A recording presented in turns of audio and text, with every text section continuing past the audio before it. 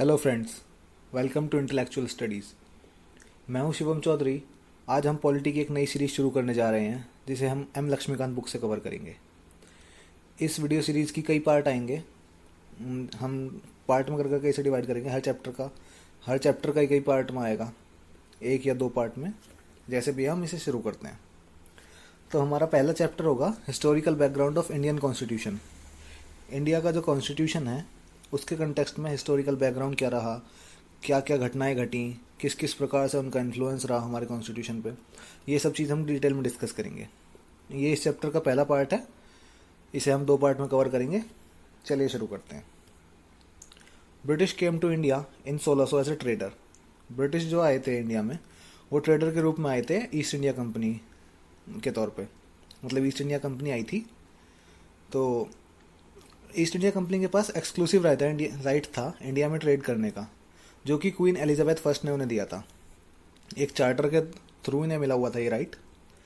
1765 में company purely trading function करने लगी और इन्हें दीवानी राइट मिल गए बंगाल, उड़ीसा और बिहार के।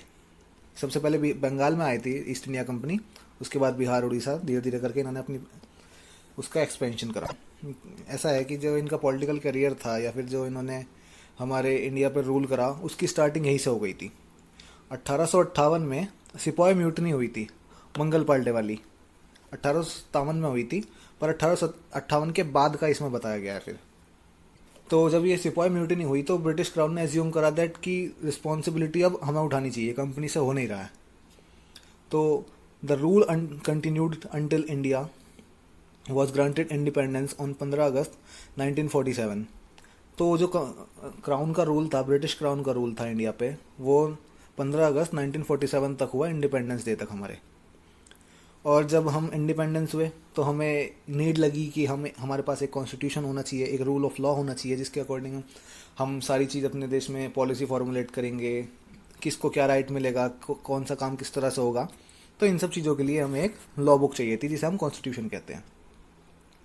तो कॉन्स्टिट्यूशन बनाने के लिए कॉन्स्टिट्यूंट असेंबली का गठन किया गया 1946 में, और 26 जनवरी 1950 में हमें कॉन्स्टिट्यूशन मिला, और इस दिन को हम रिपब्लिक डे के तौर पर मनाते हैं।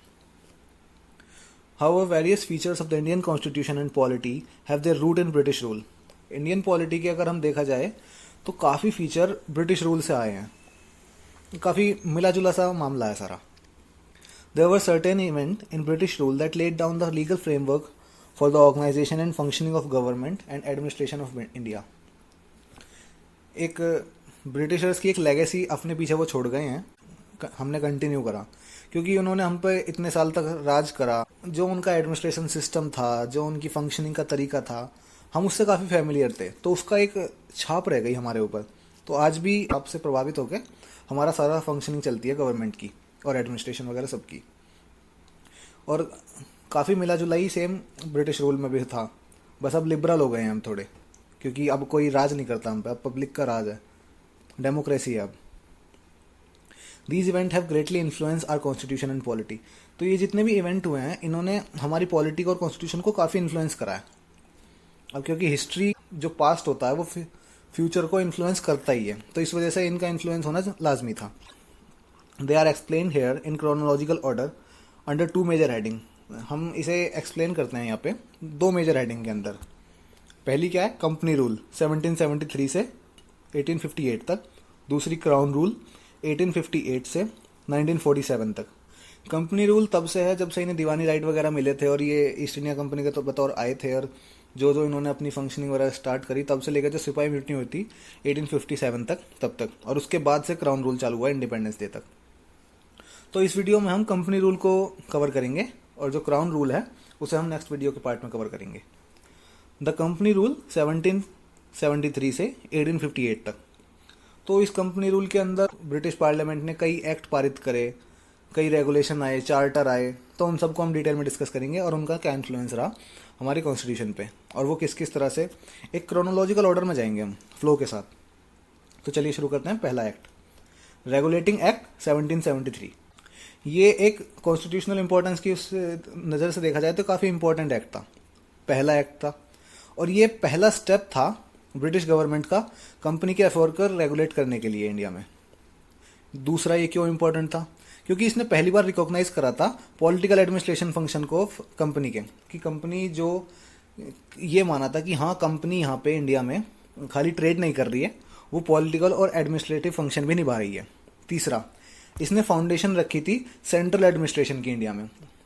इससे पहले क्या होता था कि मुगल राज करते थे, तो मुगल दिल्ली से अपना राज चलाते थे, शासन चलाते थे। वो नवाब को छोड़ देते थे कि ये जगह तुम करोगे, इस जगह जागीरदार वगैरह को छोड़ते थे।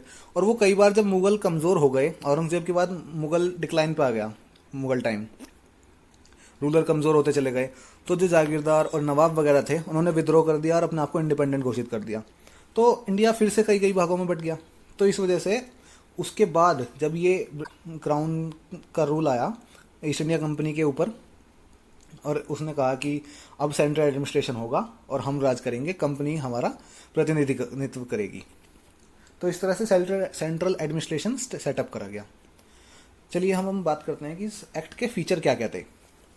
सबसे पहला, इसने जो गवर्नर ऑफ बंगाल था, पहले 3 प्रोविंसेस थे मेन, बंगाल का था, मद्रास था, बॉम्बे था। तो इस तरह से 3 प्रोविंसेस थे। तो जो बंगाल का गवर्नर हुआ करता था, और तीनों में गवर्नर हुआ करते थे, तो बंगाल के गवर्नर को गवर्नर जनरल ऑफ बंगाल बना दिया गया। एक एग्जीक्यूटिव काउंसिल सेटअप करी गई जिसमें 4 मेंबर थे जो गवर्नर जनरल ऑफ बंगाल को असिस्ट करेंगे। और जो first governor general of Bengal बना, या इस टाइप का गवर्नर जनरल बना, वो लॉर्ड वरन हेस्टिंग था। सेकंड क्या point, it made the governor of Bombay and Madras, जो बॉम्बे और मद्रास प्रेसिडेंसी थी उनको सबॉर्डिनेट कर दिया गवर्नर जनरल ऑफ बंगाल के, जो कि पहले नहीं था। पहले तीनों प्रेसिडेंसीज इंडिपेंडेंट थी और तीनों जो गवर्नर थे वो अपने अपने क्षेत्र में काम करते थे। थर्ड पॉइंट क्या था इसका, it provide for the establishment of supreme court at Calcutta. 1774 में कलकत्ता में सुप्रीम कोर्ट एस्टेब्लिश करी गई, जिसमें 1 चीफ जस्टिस था और 3 जजेस थे।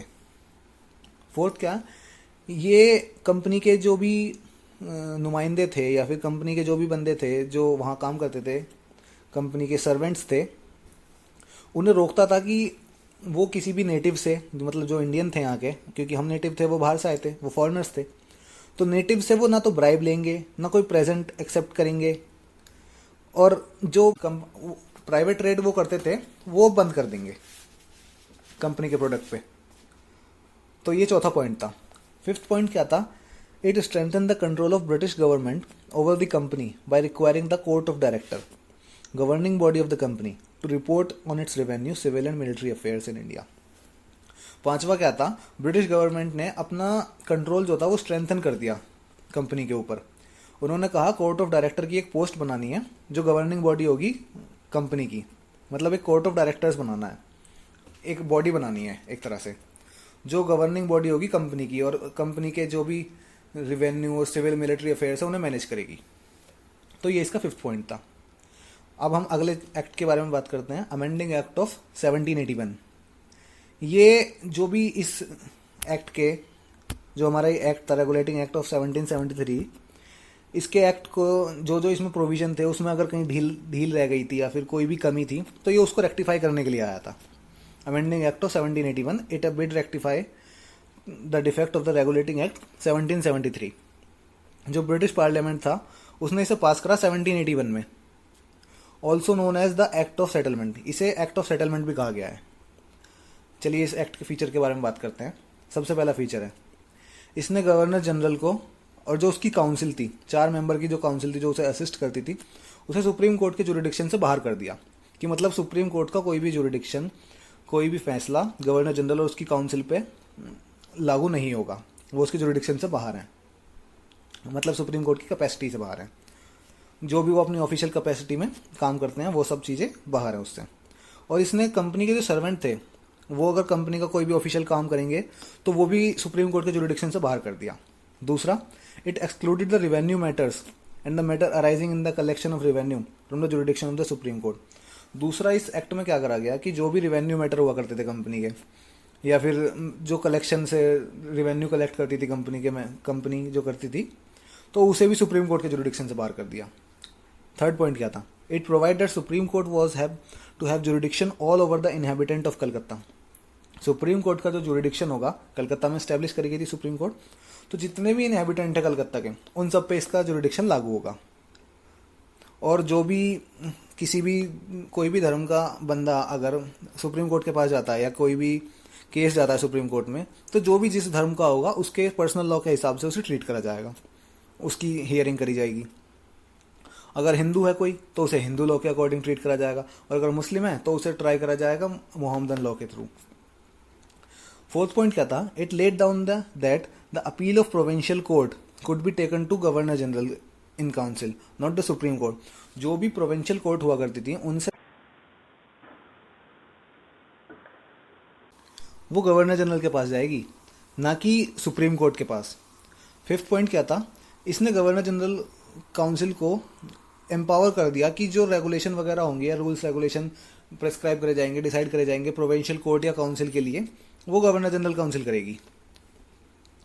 ठीक, अगले एक्ट के बारे में बात करते हैं, पिट्स एक्ट 1784। ये काफ़ी इंपॉर्टेंट एक्ट था। चलिए अब इसके बारे में बात करते हैं। इस एक्ट के फीचर क्या कहते हैं। सबसे पहला, it distinguish between commercial and political function of the company.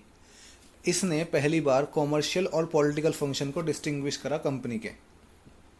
इससे पहले क्या था, सारी चीज़ कंपनी देख रही थी, जो भी है अपने उनके हिसाब से चल रहा था, लेकिन इसके बाद से दोनों फंक्शन अलग अलग कर दिए गए। ठीक, सेकंड पॉइंट क्या है, it allowed the court of director to manage the commercial affair. जो कोर्ट ऑफ डायरेक्टर्स थे वो कॉमर्शियल अफेयर को मैनेज करेंगे, और एक नई बॉडी का गठन करा गया, बोर्ड ऑफ कंट्रोल, जो पॉलिटिकल अफेयर को मैनेज करेगा। तो इसकी वजह से एक डबल गवर्नमेंट स्टैब्लिश हो गई थी। थर्ड पॉइंट क्या है, it empower the board of control to supervise and direct all operations of civil and military government. इसने बोर्ड ऑफ कंट्रोल को, जो नई बॉडी का गठन करा गया था, उसे एम्पावर करा कि वो सारे सुपरविजन करेगा जितने भी डायरेक्ट ऑपरेशंस वगैरह हैं सिविल और मिलिट्री गवर्नमेंट के, और जो रेवेन्यू वगैरह है ब्रिटिश पोजेशंस का, मतलब जो भी ब्रिटिश पोजीशन थी और जो भी मिलिट्री का मामला था और जो भी सिविल मामले हुआ करते थे, उसका सुपरविजन बोर्ड ऑफ कंट्रोल करेगा, क्योंकि पॉलिटिकल अफेयर उसके पास थे। तो ये इस वजह से काफ़ी सिग्निफिकेंट था ये जो एक्ट था। तो इसके दो रीज़न और थे, मतलब दो रीज़न थे जिसकी वजह से ये और ज़्यादा सिग्निफिकेंट था। पहला क्या है, first, the companies territory in India were for the first time called British position. पहली बार कंपनी की टेरिटरी को, मतलब कंपनी की टेरिटरी क्या मतलब कि जो भी कंपनी ने जितना भी एरिया को ऑक्यूपाई कर रखा था, जहाँ जहाँ उसका रूल चल रहा था, जहाँ जहाँ वो रेवेन्यू कलेक्ट करते थे, लॉ वगैरह इन्फोर्स करते थे अपने हिसाब से, उसे कंपनी की टेरिटरी कहा गया है। तो उसे ब्रिटिश पोजीशन कहा गया इंडिया में। दूसरा क्या, the British government was given the supreme control over company affair. जो ब्रिटिश गवर्नमेंट थी उसने कंपनी के जितने भी काम थे या जितने भी वो फैसले लेते थे, जो भी टोटल अफेयर थे कंपनी के, एडमिनिस्ट्रेटिव हो चाहे वो या फिर वो सिविल या पॉलिटिकल जो भी हो, तो सब पे सुप्रीम कंट्रोल किसका आ गया था, ब्रिटिश गवर्नमेंट का। नेक्स्ट एक्ट की बात करते हैं हम, एक्ट ऑफ 1786। ये एक्ट आया इन 1786 लॉर्ड कॉर्नवालिस, जो गवर्नर जनरल ऑफ बंगाल बनाए जाने थे, उन्हें अपॉइंट करने के लिए। पर जो उन्होंने एक शर्त रख दी अपने आगे कि अगर मुझे गवर्नर जनरल ऑफ बंगाल बनाना है तो मेरी दो शर्तें माननी पड़ेंगी। पहली शर्त क्या थी कि जो भी काउंसिल का, जो गवर्नर जनरल को असिस्ट करने के लिए काउंसिल बनाई गई थी 4 मेंबर की, कि उसका जो भी फैसला होगा स्पेशल केस में मैं उसे ओवरराइड कर सकूंगा। मतलब गवर्नर जनरल के पास पावर होनी चाहिए कि वो अपनी काउंसिल का फैसला ओवरराइड कर सके, क्योंकि वोटिंग होती थी। दूसरी शर्त क्या थी कि जो गवर्नर जनरल होगा वो कमांडर इन चीफ होगा मिलिट्री का। तो उनकी दोनों शर्त मान ली गई और 1786 एक्ट में इसे पारित कर दिया गया, इसकी दोनों शर्तों को, और lord Cornwallis governor general of Bengal बने। चलिए अगले एक्ट के बारे में बात करते हैं, चार्टर एक्ट ऑफ 1793। इसके फीचर क्या क्या हैं, it extended the overriding power to given lord Cornwallis over his council to all the future governor generals and governor of presidency.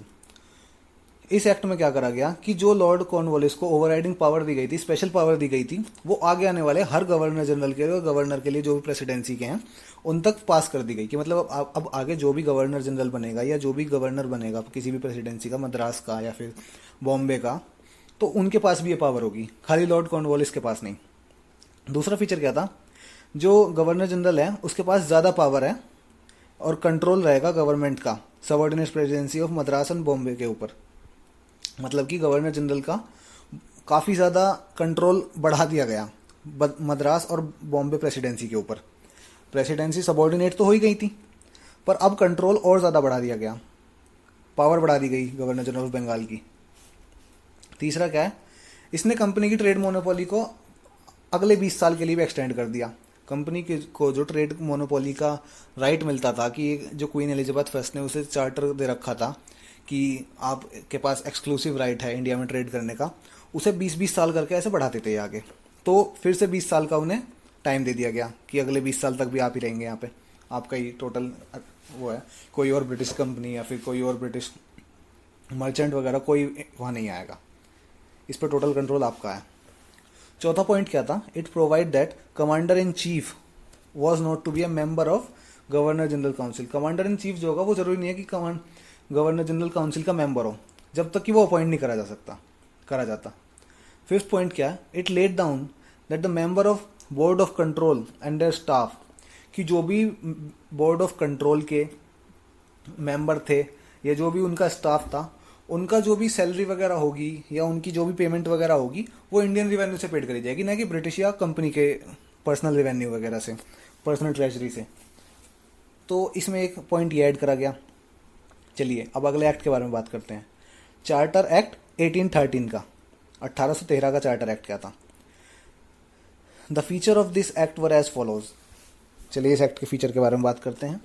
It abolish the trade monopoly of the company. इस act ने जो 20 साल का grant मिला हुआ था trade monopoly का company को, उसे अबॉलिश कर दिया। The Indian trade was thrown open to British merchant. जो बाकी इंडियन ट्रेड था कि इंडिया मार्केट ट्रेड करना, यहाँ पे एक्सपोर्ट इम्पोर्ट वगैरह करना, ये बाकी ब्रिटिश मर्चेंट के लिए भी ओपन कर दिया। हालांकि जो टी पे और चाइना के साथ ट्रेड की मोनोपोली थी वो अभी भी कंपनी के पास ही थी। दूसरा पॉइंट क्या था, it asserted the sovereignty of the British crown over the companies territory in India. जो सोवरेनिटी थी कंपनी के ऊपर वो ब्रिटिश क्राउन की थी इंडियन टेरिटरी के ऊपर। दूसरा पॉइंट इसमें ये कहा गया। थर्ड पॉइंट क्या था, इसने क्रिश्चियन मिशनरीज को अलाउ कर दिया कि वो इंडिया में आए, लोगों को क्रिश्चियनिटी के बारे में बताएं, उनका धर्म परिवर्तन वगैरह कराएं, जिसे इन्होंने एनलाइटमेंट का नाम दिया कि लोगों को एनलाइटन कर रहे हैं, जो कि कुछ ज़्यादा ही एनलाइटन कर दिया इन्होंने, क्योंकि हम तो बिल्कुल बेकार थे ना पहले, जैसे कि। चलिए छोड़ो, पुरानी बात है। फोर्थ पॉइंट क्या था इसमें, it provide for the spread of western education. इसने वेस्टर्न एजुकेशन को स्प्रेड करा इस एक्ट के थ्रू, और जो इनहेबिटेंट थे ब्रिटिश टेरिटरी के अंदर उन तक पहुंचाया। इनका मेन कारण क्या था अपने वेस्टर्न एजुकेशन को एक्सपेंड करने का, कि कंपनी में बंदों की जरूरत थी काम करने के लिए। अब ब्रिटेन से लाते, इंग्लैंड से लाते मतलब अगर बंदों को, तो वो सैलरी ज़्यादा लेते, उन्हें लाने का खर्चा, उन्हें रिवेन्यू वगैरह पेड करने का। तो उन्होंने क्या सोचा कि यहीं के लोगों को पढ़ाते हैं, यहीं के लोगों को अपॉइंट करेंगे, उन्हीं पर रूल करेंगे और उन्हीं के पैसे से उन्हें पेमेंट कर देंगे, तो सारा काम यहीं पे सस्ते में हो जाएगा बिना किसी दिक्कत के।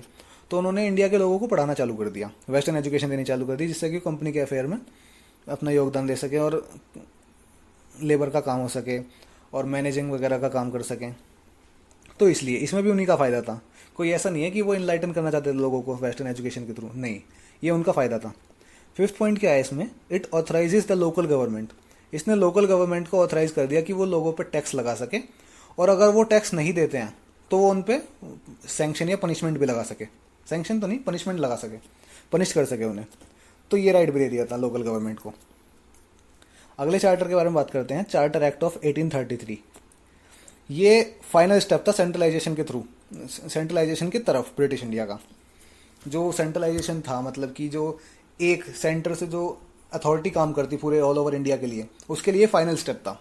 इसके बाद से टोटल सेंट्रलाइजेशन आ गया था ब्रिटिश गवर्नमेंट का, या फिर कह सकते हैं हम कि कंपनी का इंडिया के ऊपर। चलिए इसके एक्ट के फीचर के बारे में बात करते हैं। फर्स्ट फीचर क्या है, it made the governor general of Bengal as governor general of India. जो 3 प्रेसिडेंसी थी, मद्रास, बॉम्बे और बंगाल, बंगाल वाले को गवर्नर जनरल बना रखा था और बॉम्बे और मद्रास खाली गवर्नर थे और जो सबॉर्डिनेट थे गवर्नर जनरल ऑफ बंगाल के। तो अब क्या करा, जो गवर्नर जनरल ऑफ बंगाल था उसे गवर्नर जनरल ऑफ इंडिया बना दिया गया, और जितनी भी मिलिट्री और सिविल पावर थी वो सारी उसके अंदर वेस्ट कर दी गई। तो ये जो गवर्नर जनरल ऑफ इंडिया है, इंडिया हुआ करता था, ये एक तरह से जैसे आज प्रेसिडेंट है ना, तो उस तरह से काम करता था, बस आज के प्रेसिडेंट से भी ज़्यादा पावर थी इसके पास। आज तो प्राइम मिनिस्टर के साथ और प्रेसिडेंट के साथ पावर बढ़ गई है, पर उस टाइम सारी पावर इसी के हाथ में थी।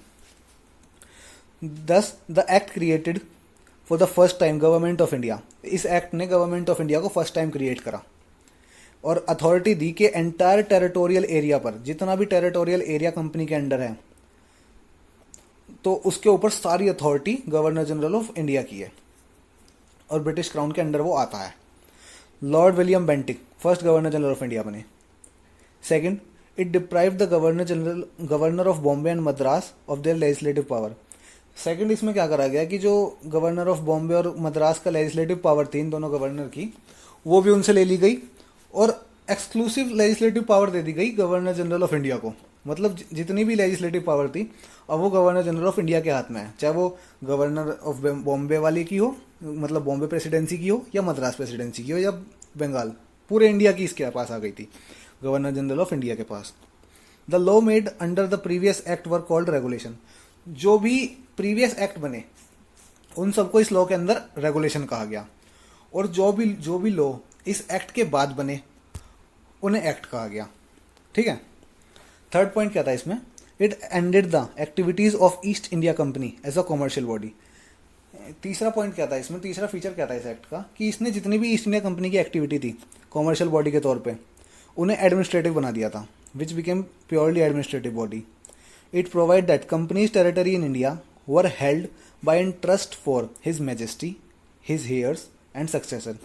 जो भी कंपनी की टेरिटरी है इंडिया में वो किसके विश्वास में चल रही है, हिज मैजेस्टी, हिज हेयर्स मतलब क्राउन के, और या जिस पे भी आगे जाके क्राउन आएगा उसके अंडर ये रहेगा कंपनी की टेरिटरी। उसने सिर पर हाथ रख रखा, इसलिए कंपनी का काम चल रहा है। कुल मिलाकर मुद्दा ये है। फोर्थ क्या है, charter act of 1833 attempted to introduce a system of open competition for selection of civil servant. 1833 के चार्टर ने एक अटेम्प्ट करा, एक चीज इंट्रोड्यूस करनी चाहिए कि जो सिविल सर्विस का वो है मामला, जो सिविल सर्विस की जॉब है वो ओपन कंपटीशन कर दिया जाए उन्हें सिलेक्ट करने का, और इंडियंस को भी उसमें जगह दी जाए, उन्हें अब वंचित ना रखा जाए किसी भी ऑफिस से या एम्प्लॉयमेंट वगैरह से कंपनी के अंडर। बस बट क्या हुआ कि इस प्रोविजन को काफ़ी निगेट करा गया, अपोजिशन ने इसे कोर्ट ऑफ डायरेक्टर थे उन्होंने काफ़ी अपोज करा, तो इस वजह से इसे हटा दिया गया। अगले चार्टर के बारे में बात करते हैं, 1853 का चार्टर। ये लास्ट चार्टर था अपनी सीरीज का, मतलब ये लास्ट एक्ट था 1857 से पहले का। अब इसके बाद जो भी एक्ट आए वो क्राउन रूल के अंडर आए, कंपनी रूल यहाँ पे ख़त्म हो जाता है इस चार्टर के बाद से, 1857 के बाद। तो ये काफ़ी सिग्निफिकेंट था कॉन्स्टिट्यूशनल लैंडमार्क के तौर पर अगर हम देखा जाए इसे। चलिए इस एक्ट के फीचर के बारे में बात करते हैं। पहला क्या है, it separated for the first time the legislative and executive function of the governor general council. इसने पहली बार जो लेजिस्लेटिव और एग्जीक्यूटिव फंक्शन थे गवर्नर जनरल काउंसिल के उन्हें सेपरेट कर दिया कि ये लेजिस्लेटिव फंक्शन है और ये एग्जीक्यूटिव फंक्शन है, और 6 नए मेंबर को ऐड करा लेजिस्लेटिव काउंसलर के तौर पे काउंसिल में। अगर हम सिंपल भाषा में बात करें या दूसरे शब्दों में बात करें, it establish a separate governor legislative council, एक separate governor general legislative council बना दी जिसे मिनी पार्लियामेंट भी कहा जाता था, और जिसका नाम था इंडियन लेजिस्लेटिव काउंसिल या फिर सेंट्रल लेजिस्लेटिव काउंसिल।